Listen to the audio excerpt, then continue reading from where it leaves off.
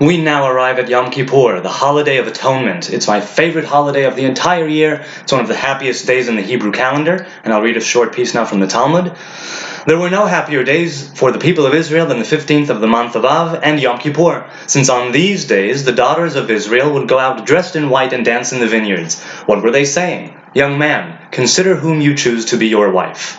It was a day when girls would go out dressed in white, guys would see them, bonds would be struck, and covenants would be made, and partnerships would begin. People would get married that day or betrothed, to be married a different day. Well, no, you couldn't get married on the day, perhaps. Anyway, a day when happy things would happen.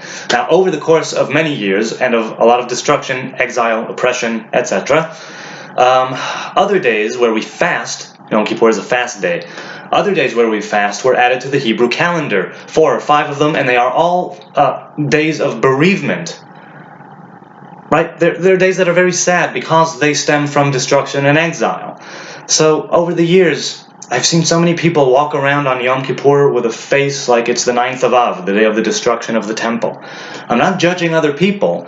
I'm saying that it's one of the happiest days of the year. It's also a day when the high priest who conducted the service at the temple the entire day, alone, almost alone, he would go into the holiest of holies for the first and only time that year.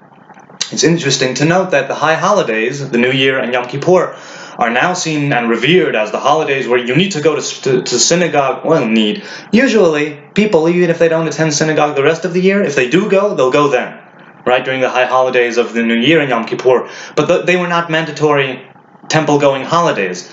3 other festivals throughout the year were ones where you made the pilgrimage to Jerusalem, right, to Zion, to the temple, but not those 2. For me personally, it's a day of reflection and of silent meditation and prayer. The fasting really helps you disconnect from the material and the physical.